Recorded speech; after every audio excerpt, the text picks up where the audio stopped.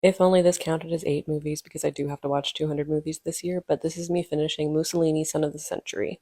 Back in September, I was lucky enough to attend a screening of the first 2 episodes with my friend Hannah in Los Feliz. Clearly, we were very excited that Joe Wright, the director, was going to be there in person, and he did speak about the series. So I was worried.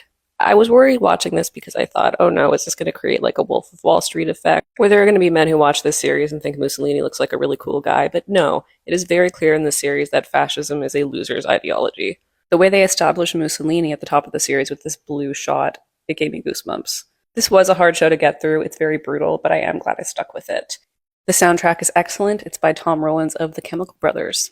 And I want to show you the shot coming up here. You get a beautiful canted angle. This is used throughout the show, and I'm not usually a huge fan of that device, but this, the directed dress, and the use of high and low angle shots really work to communicate status and story.